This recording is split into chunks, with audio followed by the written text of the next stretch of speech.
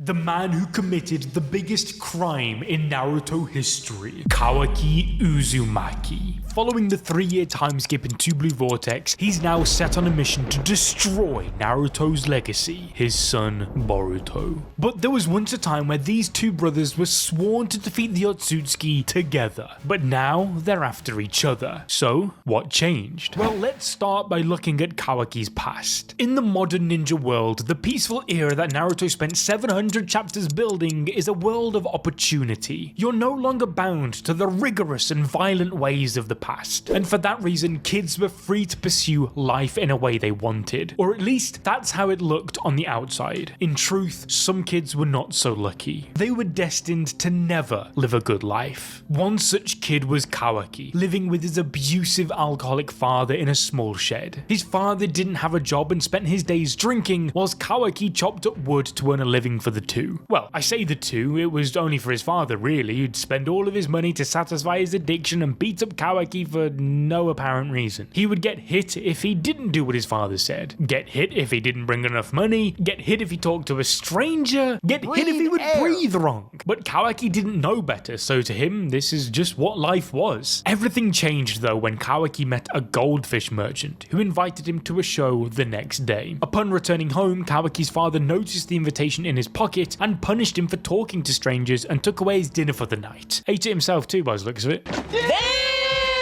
The next day, Kawaki was getting beaten up by two boys pretty badly until the goldfish merchant stepped in to save him. He took pity on Kawaki and offered him the job of selling goldfish in other villages. Just then, whilst being beaten up, Kawaki noticed that his father's bottle of booze had broken. Terrified, he ran home hoping to apologize and not be punished. When Kotatsu, his father, saw this, he locked the poor boy in a room, not even worrying about the injuries his son had suffered. However, not long after, a man entered Kawaki's life, offering a way out of his hellhole. Unfortunately though for Kawaki, that man was Jigen, the vessel for none other than Isshiki Otsutsuki. He wanted to buy the boy for a sum of money so large it was enough to buy a whole country. Kotatsu was joyous. He could sell off his good-for-nothing son for enough money to satisfy his alcoholic needs and then some. Jigen assured the boy that his suffering had finally come to an end. This finally let Kawaki see the light at the end of the road as the two walked through the village's only tunnel exit. At that moment, the one person in Kawaki's life he thought looked out for him, the goldfish merchant, turned out to be Epstein, patiently waiting to take him in for his business, which I think Jigen, the even bigger child trafficker, took personally, as he quickly killed the merchant. And with this, Kawaki's life went from bad to absolutely downright awful. He had arrived at the Kara hideout. Here, Jigen told Kawaki that he'll receive a gift when the two truly become parent and child through a ritual. Immediately, Kawaki was sent to Amado's lab where he and 15 other children were placed inside artificial wombs. Through this, Jigen would transfer his karma to them all. Kawaki watched 13 children die right in front of his eyes, whilst he was as helpless as ever, only capable of waiting for the inevitable to happen to him. You're not going to disappoint me, are you, Kawaki? As the karma entered his body, he was overwhelmed with pain until he passed out. When he woke up, he had a strange mark in his hand, a mark that would forever remind him of his hellish life. The thing is, Kawaki wasn't the only survivor. There was Code, another unfortunate child that had been taken in by Isshiki, albeit he was a failed vessel. Unlike Kawaki though, Code treasured this opportunity. Thus, he was extremely jealous of the fact that Kawaki was the true vessel and not him, let alone the fact that Kawaki hated what he'd been given. Because of this, Code felt like it should have been him, and would endlessly bully and attack Kawaki. It would turn out though that there was another survivor. His name was Garo, someone who Kawaki was confronted with when he tried escaping from Kara after constant rigorous training with Jigen. Unlike Kawaki, Garo suffered major injuries from the karma ritual, causing him to lose an arm. This would be a small price to pay, however, compared to what Kawaki was about to do to him. Garo wanted to teach the young kid a few things, however, when Kawaki refused, Garo snapped. He started to strangle him, which is when, for the first time, Kawaki's karma entered a new stage. He blasted Garo's face, blowing up his jaw, whilst Kashinkoji and Amado secretly watched over his progression. After being manipulated and used constantly by his biological father, Kawaki now had to give away even more of himself. Jigen was well aware of Kawaki's lack of self-esteem and the fear that came from the punishments he received and used it to beat Kawaki into shape. The poor boy tried to hide multiple times, only to be found and hit harder and harder. Even a goldfish that Jigen got for him, the only thing Kawaki had a connection to, was killed during the mental and physical torture he inflicted on the poor boy. At this point, Kawaki was no longer human. He was a mere object that his father, Jigen, needed. In reality, nothing in life changed for him. He was still seen as a mere tool by the man that was meant to protect him. Whatever decision he made, fate was destined to kill him. If he failed as a vessel, he'd be killed. If he succeeded, his entire DNA would be overwritten and he'd cease to exist. So whilst Boruto was enjoying his life, being the center of attention, loved by many, Kawaki had seen the worst side of humankind and couldn't trust anyone else. He could search through his whole memory and not find a single person who was kind to him. Because of this, Jigen forced Kawaki into believing that he was empty, that he needed karma to become full. Little did he know though, that there was someone watching over him, waiting for the right time to save Kawaki. That man was Amado. He had longed for the day he could defeat Isshiki, knowing the threat he posed to the world. Because of this, he made Kashinkoji, a powerful clone of Jiraiya. Together, the two of them betrayed Kara and crashed an airship that was transporting Kawaki. For the first time in his life, he was free. However, after a quick confrontation with robotic puppets, he was put out of commission. That was until Team 7 stumbled upon him, where his and Boruto's karma resonated for the first time, waking Kawaki up in the process, which is when Kara made their move to retake their prized possession. This resulted in the very gruesome death of Garo, who lost much more than just his jaw this time, as Kawaki practically nuked the surrounding area, resulting in him once again overheating and losing consciousness. Whilst inspecting his body, Katasuki noted how scientifically advanced it was, as if Kawaki was a living, breathing, scientific ninja tool. When they brought him to Konoha, people feared him. Thus, he was kept locked away in the Advanced Technology Research Institute. He soon escaped, but was stopped by Nue. This is where he met the first person to even come close to understand him, Sumire. She was also raised as a tool by her own father, a vessel of mass destruction. However, it was Boruto and his friends who helped her, and for that reason she understood what Kawaki needed. Things were going somewhat smooth and would have gone better until the Konoha police arrived and attacked. You know Kawaki though, he kinda had a taste for escaping at this point, and did exactly that once again. However, he'd finally run into the one obstacle that would never let him go, the perfect man to help him, a man who understood him to a T, Naruto Uzumaki. Kawaki had passed out once again and later woke up in the Konoha hospital. Once more he tried to leg it but was stopped by Shikamaru, which is when Naruto introduced himself as the Hokage. His presence felt different to the young boy. It wasn't quite enough to make him feel safe yet, but Kawaki stayed at the hospital for the time being. Meanwhile, Naruto attended a meeting with the other Kages where, ironically, history repeated itself. They wanted to keep Kawaki in a facility which would again make him feel subhuman, just the way it's always been. Luckily, Naruto was completely against it. Being a Jinchuriki, he knew the pain of being isolated and how someone feels when they're treated like a wild animal. Gaara agreed too, but also fulfilled his duty as Kage, making sure Naruto owned up to his decision. With this, it was decided that Naruto would adopt Kawaki into his family, giving him the life nobody gave him when he was young. At first, Kawaki was reluctant and tried to escape, but was shocked when Naruto caught up to him so easily. From here, Kawaki began his journey of self-discovery and healing. However, it wasn't so simple. After all, he was insane. And I mean that literally. As Einstein said, the definition of insanity is doing the same thing over and over and expecting different results. And so what did Kawaki try and do? Run away. Again. This time though, in doing so, he broke Himawari's flower vase. After realizing that Kawaki won't stop, Naruto unleashed his true aura, which was when Kawaki's instincts kicked in and realized that Naruto was him. Now, if you also want to be him, use code ABD to get 10% off Gamer Subs. My favorite flavor is, of course, titty milk. I mean, lemon flavor.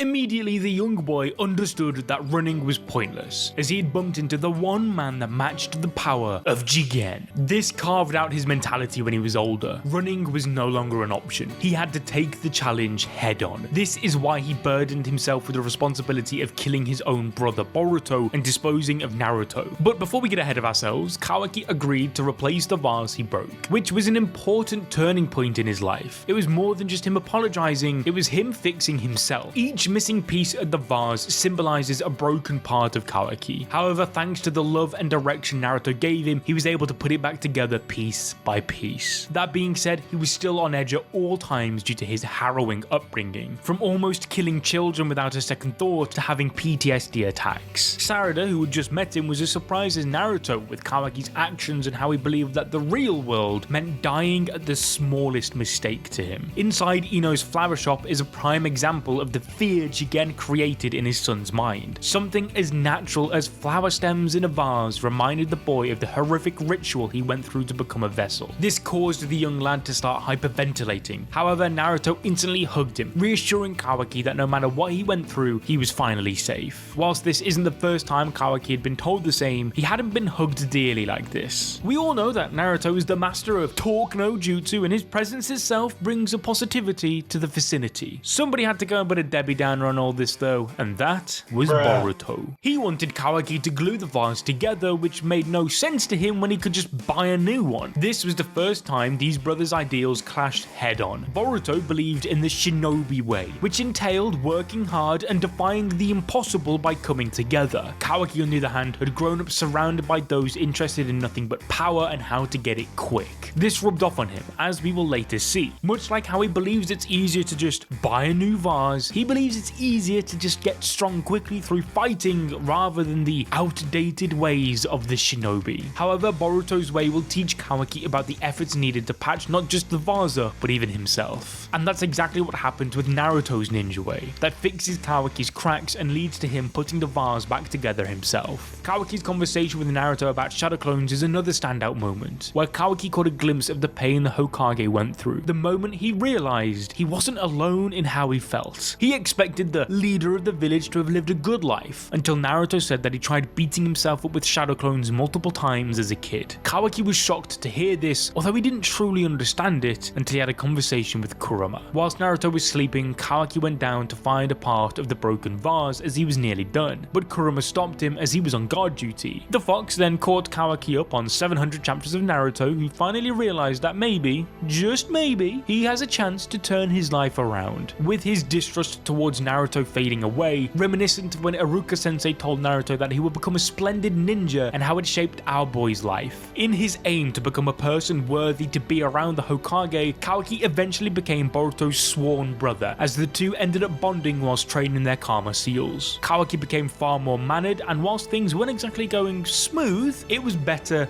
than ever. Then Kara showed up. Whilst Boruto and Kawaki, accompanied by Himawari, were training, they were attacked by Delta, one of the Kara Inners. We all know how this fight went, as Naruto was easily manhandling Delta, only for her to use Himawari as bait. Naruto obviously jumped in to protect his daughter, but as the laser beam connected and the dust settled, it was Kawaki who emerged as the one to put his life on the line for his new family. This caused Kawaki to lose his arm, which infuriated Naruto, causing Delta to be left like this. Due to how technologically advanced Kawaki's body was, replacing his arm was no easy feat. Because of this, Naruto gave him one of his prosthetics and channeled his chakra into it 24/7, meaning Kawaki not only got a new arm, but had a never-ending bond with Naruto going forward. Whilst many were proud of Kawaki and trusted him, others pointed fingers at him, stating that the whole plan was orchestrated to gain trust. This obviously hurt Kawaki, who was trying his hardest to become a better person. In spite of this, the threat of Kara forever loomed large. He knew Delta was but the beginning, and that eventually Jigen would come to claim his asset himself. Hence, Kawaki opened up about the Kara organization, explaining who Jigen was and the power he possessed. Boruto promised to help in the fight, with the two cementing their brotherhood. When Jigen finally showed up, he pushed Naruto aside, prompting Kawaki to attack. He was so angry and desperate to protect Naruto that his karma progressed considerably, causing him to grow a horn. Unfortunately, we all know what happens next.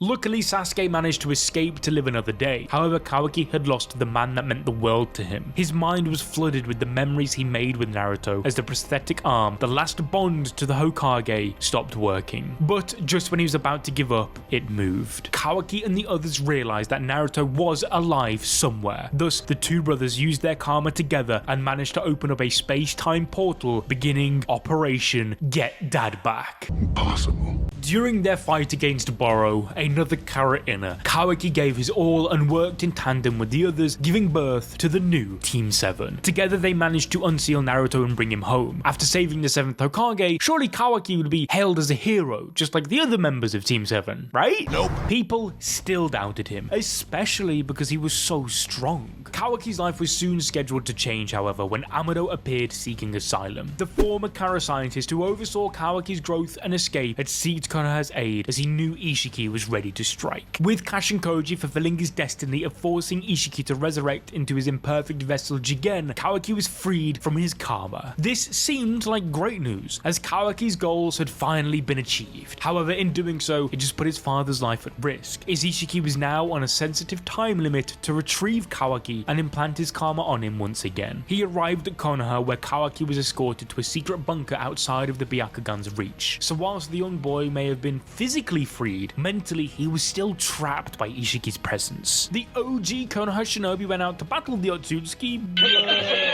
Leave it to the GOATs, Naruto, Sasuke and Boruto, to get the job done. They found themselves in another dimension after Boruto activated his karma. However, Sasuke was turned into a surfboard, and after a fierce battle with Bion Mode Naruto, Isshiki was able to force open a portal and bring Kawaki to this new dimension, thanks to the connection between Naruto's chakra and the chakra being channeled into Kawaki's arm. With Ishiki's time drawing close, a countdown began. The Otsutsuki gave Kawaki 20 seconds to come out of hiding, or else his beloved Naruto would be killed. With each passing moment, Kawaki's emotions ran rampant, remembering the torrid time Isshiki had put him through with constant emotional and physical torture. But just moments before he reached breaking point, he remembered the kind touch of Naruto and the sense of protection it gave him. With the lessons he had learned from his new father coursing through him, Kawaki made his move. He made his way to Isshiki, much to the Otsutsuki's pleasure, as he implanted a brand new karma seal upon the young boy just seconds before his life force ran out. He had won, or so he thought. Isshiki hadn't expected the bonds Kawaki would make to have resulted in him becoming a shinobi, thus he was tricked into implanting his karma seal on a fake. Ishiki's new vessel vanished into a puff of smoke as Kawaki disabled his shadow clone jutsu. The jutsu he once wanted to use as a means to hurt himself was what ended up destroying the man who made him feel that way, as the powerless Isshiki subsequently crumbled to dust. Finally, Kawaki was free from all the pain and hardship. Naruto survived, Isshiki was dead, and Kara was gone. He could finally live a peaceful life with his new family. Suddenly, Boruto, or rather Momoshiki, stabbed Sasuke's Rinnegan, leaving them stranded in the dimension. Momoshiki planned on using Kawaki as the sacrifice for the god tree, since his DNA was now 80% Otsutsukified. Sasuke and Kawaki teamed up to try and save Boruto from Momoshiki's control. However, knowing that the Otsutsuki wouldn't be able to absorb chakra, as it'd risk putting Boruto back in the driver's seat, Kawaki set himself on fire. Thus, Momoshiki was left with a choice: watch his only god tree candidate burn alive in front of him, or absorb the jutsu and give Boruto control of his body back. He chose the latter, giving the brat control. With it, Boruto tried to open up a portal to send them back home, but was worried that Momoshiki would reawaken. However, after some motivation from Kawaki, who told him not to worry as they'd find a way to free him of his burden like they had done for him, portal was opened and then returned home. It's here that Naruto's lack of Kurama, who died due to Bion Mode, became extremely real, as it became harder and harder for him to manage Kawaki's prosthetic arm along with his own chakra levels. Thankfully, Amado came in clutch and rebuilt it. After all Kawaki's been through and proving himself a capable shinobi in the battle with Isshiki, Naruto offered the chance for Kawaki to become a Genin. However, as we've explained so far, the shinobi way does not line up with Kawaki's own views. Thus, he stalled on the offer for now until he could think about it longer. Things changed after spectating the latest Chunin exam though, where despite being bored and thinking those battling were too desperate to win, Kawaki agreed to start life as a Genin. This wasn't an easy road though, as Kawaki had to be tested with some low-rank missions which he deemed to be too boring, and when he did find something interesting, he went overboard. But what do you expect sending an Otsutsuki on jobs a toddler could do? Rather than focusing on working together as a team, Kawaki became obsessed with his own personal growth towards becoming a shinobi. Eventually, Naruto and Sasuke gave him a final chance to prove himself in an escort C-rank mission with Team 10, this generation's Ino Shikucho. Such as it tends to be in the world of Naruto, history repeats itself as the mission turned out to be more than what they could swallow, and with Chojo on the team, trust me, they can swallow a lot. Stop it.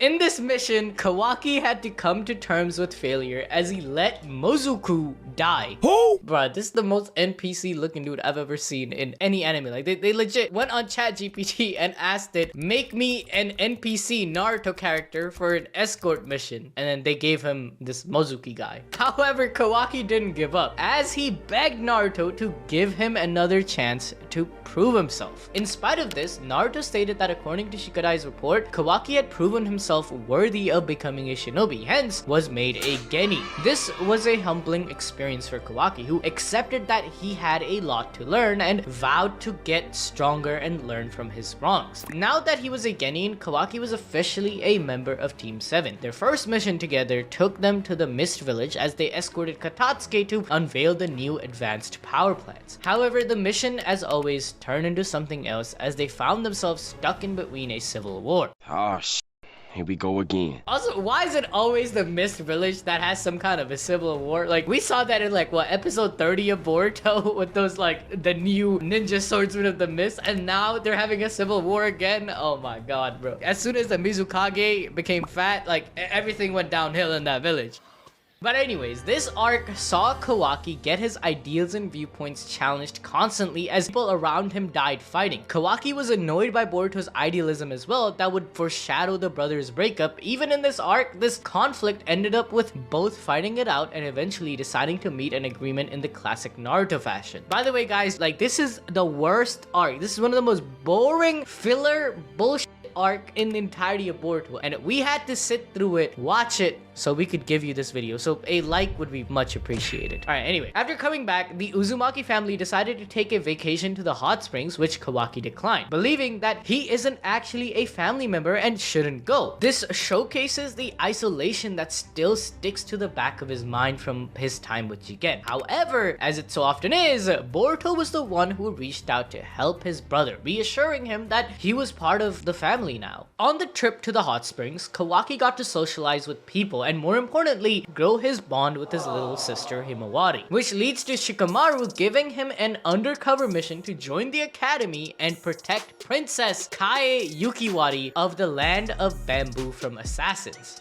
Yeah, this is another like NPC character. This is not a banger, and I know bangers. I know bangers. This arc saw Kawaki head on his most perilous mission yet and experience more harrowing than being raised by a planet-consuming alien. One that put his mental bullying to shame. He went to a tea party. I'm blocking you. That was the dumbest shit I heard all day. Imagine one day you're fighting Otsutsuki, alien level threats. We're all gonna die. The next day, go on a tea party. That's your mission, buddy. How many blood clot this?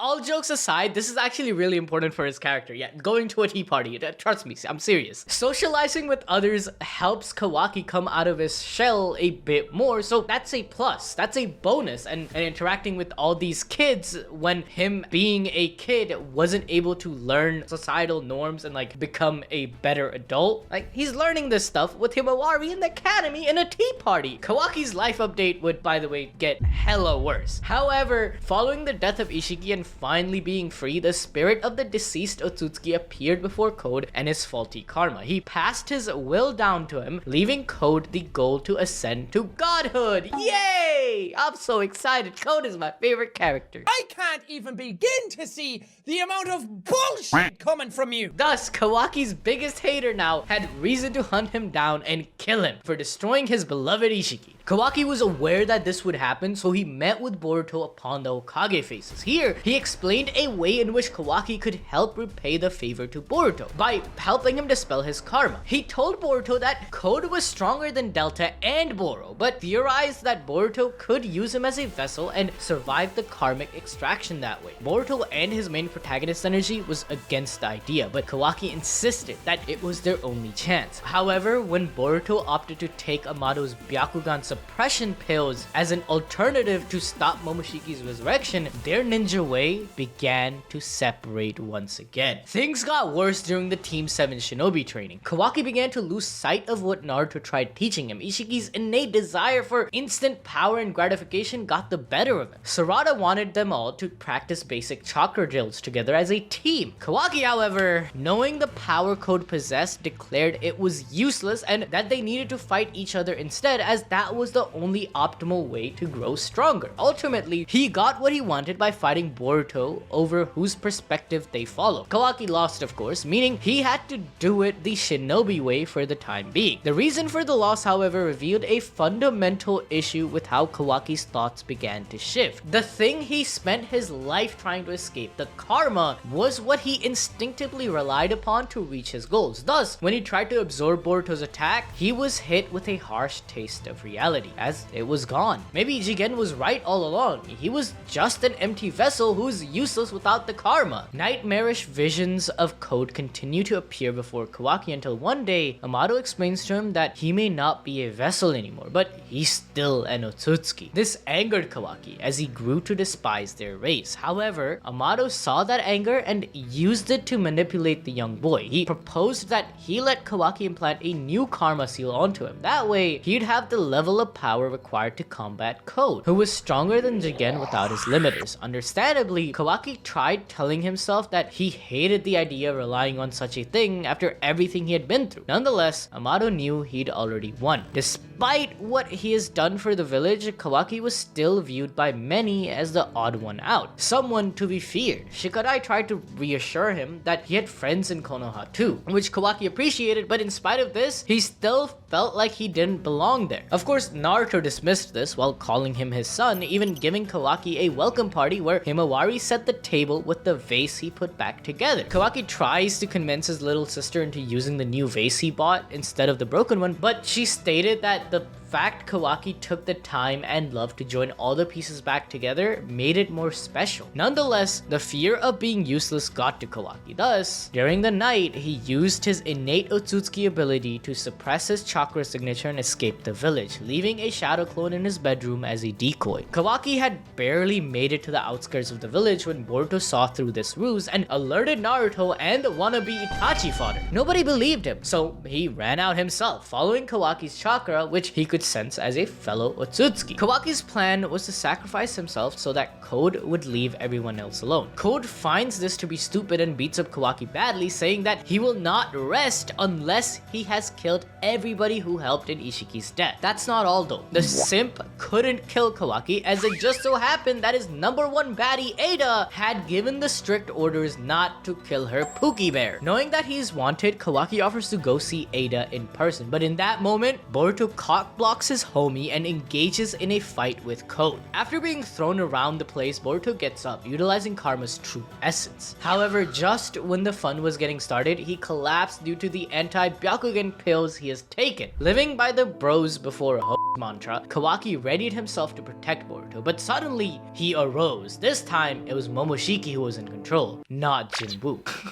Code tried to take Kawaki hostage, but was humiliated by Momoshiki's overwhelming power. Moments before he could get his hand on Kawaki, he was hit with shadow paralysis as Naruto, who activated his wisdom sage mode, safely secured his adopted son. Kawaki begged Naruto to flee, but the 7th Hokage would never back down from his duty and engaged in battle. Whilst Code took Shikamaru hostage, Momoshiki fired a giant Rasengan straight at the helpless Naruto. But once again, Kawaki jumped in to protect his family, revealing that he unknowingly accepted Amado's deal for a new karma. The sussy scientist knew all along that Kawaki desired it. So when he was reconstructing his arm after the battle with Isshiki, he implanted a new one. All it required to activate was for Kawaki to want it. Seeing the most important person in his life about to die was exactly what Kawaki required. Thus, he absorbed the Rasengan. With this restored karma, however, came even greater power, as Kawaki was given the Daikoku Ten Dojutsu. This automatically makes him one of the most broken characters in Naruto history. After all, he is the perfect Isshiki vessel, meaning he has a much better understanding and control over his abilities in comparison to Jigen. Jigen needed to leech off of the Ten Tails to go up against Prime Naruto and Sasuke to get the dub, despite not being able to use Ishiki's full arsenal of attacks, mind you.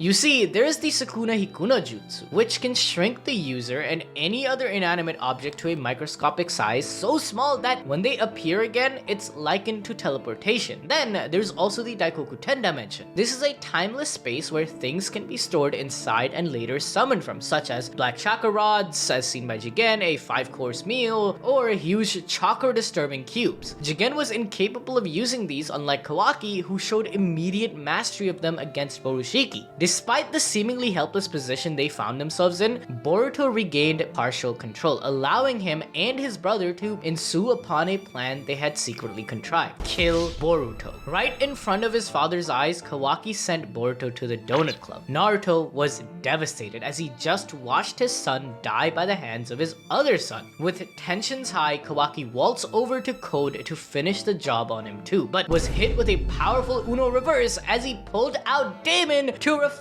Kawaki's blast. As the last remaining Kara member makes a quick escape, Boruto resurrects. Momoshiki couldn't let his vessel die, as it'd mean his chance at life was also gone. Thus, he used the final remaining data to patch up Boruto and bring him back. In doing so, Momoshiki could no longer resurrect into his original form. Nonetheless, the threat of him taking over Boruto's consciousness lingered. Sometime later, back at Konoha, Kawaki wakes up in a hospital bed with Naruto waiting for him, much like the time they first met. Naruto tries to avoid bringing up the topic of his son's death as he doesn't want people to get the wrong idea and hate him. However, Kawaki can't understand how he's so calm and comes clean regardless. The Hokage recognizes the brave choice Kawaki made and thanks him, as without that decision, many more could have been lost that day. Naruto, being worried that the young kid may think he's thrown all his bronze away and gone back to being a stranger, reminds Kawaki that he belongs in Konoha. Still, while Kawaki is acting calm, he's simply at a loss for words. But before he has a chance to formulate what he's thinking, Naruto is forced to leave as Ino informs him and Sasuke that Code and Ada infiltrated the lab in search of Amado. Here, we can see the stark difference between Naruto and Sasuke. Naruto still treats Kawaki as a child. He's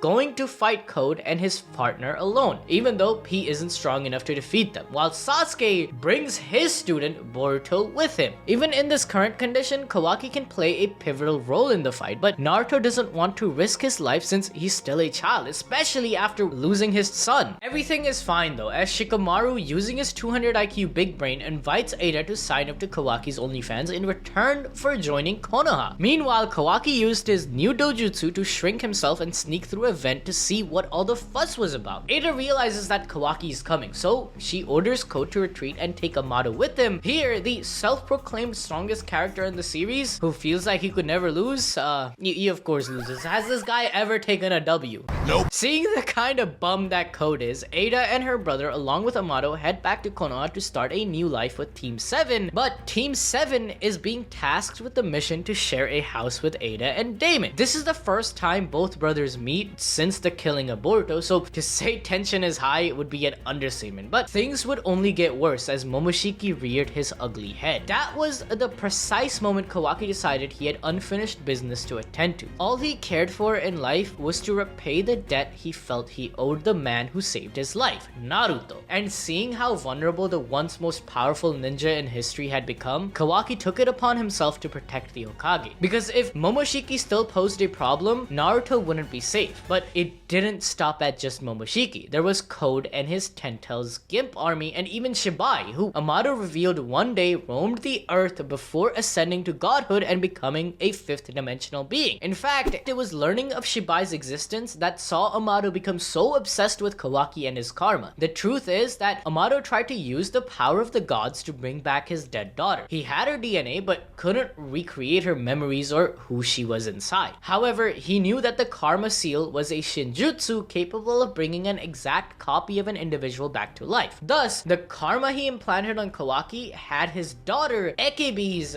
DNA inside. Kawaki confronted Boruto about Momoshiki but was met with lies. Boruto said he had no idea what Kawaki was talking about and that Momoshiki wasn't anywhere to be seen. Believing that his brother no longer planned to stick to their word of accepting death should they pose a threat to the village, Kawaki took matters into his own hands. He's not oblivious to the truth. Boruto is compromised and needs to die, otherwise the Otsutsuki will continue to haunt the planet. Erasing his chakra signature, Kawaki shrinks down and makes makes a beeline to Naruto and Hinata. Here, he explains what must be done. Nobody else can be the one to kill Boruto, and nobody else wants to. Kawaki takes a seat at the dinner table and thanks Naruto for breathing life into him. His obsession at this point had far surpassed even the biggest Naruto fanboy. This love for Naruto, however, parallels Code. They both idolize the person who saved them, to the point Code would destroy the world, and Kawaki, well, he plans to save it by eliminating Naruto's world, his son. Thus, he opens a portal and banishes both Naruto and Hinata to the Shadow Realm until he completes his job of killing all Otsutsuki. Then, they're free to kill Kawaki, who would be the last one remaining. He then ambushes Boruto atop the Hokage faces to finally kill him, which is when he gave Boruto his iconic scar. With the news of Naruto disappearing quickly being spread, Shikamaru, Konohamaru, and Sasuke trapped Kawaki. Ironically though, he is saved by the thing he's trying to destroy, Momoshiki Otsutsuki. He knows Boruto is Kawaki's target, thus he can't let either of them die, so he momentarily switches teams. There's also the fact that Momoshiki could see fragments of the future and understands what must be done to get the outcome he desires, and so Kawaki escapes but can't get far. Funnily enough, the constant use of Sukuna Hikona and Daikokuten saw his chakra quickly diminish, which is ironic when you remember he skipped out on chakra training drills with Team 7 because he didn't believe in it. Ada pays him a visit in the woods, which is when he opens up about his true feelings. His desire to protect Naruto has pushed him to entrust Ada with protecting Naruto and Konoha over himself. He explains that nobody other than him can kill Boruto due to who he is. He is the outsider, thus he can shoulder the burden of such treason. However, he wishes that Boruto could be nobody. That way, there would be no guilt attached to killing him, as the rest of Konoha wouldn't care. Knowing that he's nothing more than a pathetic piece of garbage, he looks Ada in the eyes, which is when a sudden burst of light is sent across the planet. Kawaki got his wish. Ada's Shinjutsu, which originated from Shibai himself, rewrote the memories of the entire planet aside from Sumire and Sarada to make them believe Boruto and Kawaki's lives had been entirely swapped. Thus, and this is when Kawaki Uzumaki was born. Seizing the opportunity to erase any guilt attached to the murder of Boruto, Kawaki reveals that Naruto was killed by the hands of his own son. Such high-level treason saw Boruto become Konoha enemy number 1. With Sasuke trusting his daughter's judgment, he takes a student and escapes the village with him, whilst Kawaki gets close to Shikamaru, who is made the 8th Hokage in their effort to protect the village from Code. During the 3 years of Boruto being missing, Kawaki would periodically visit Naruto in the Daikokuten dimension, whilst also doing a terrible job of living Boruto's life. For example, rather than treat Mitsuki as the moon to his son, he tells him to get lost. The sick purr, which leads to Mitsuki starting to doubt if Kawaki truly is who he thinks he is. Now, if you enjoyed Kawaki's entire story and want to learn more about the time skip, including the new Evo Sasuke and the return of Isshiki, check out this video explaining every new Shinju.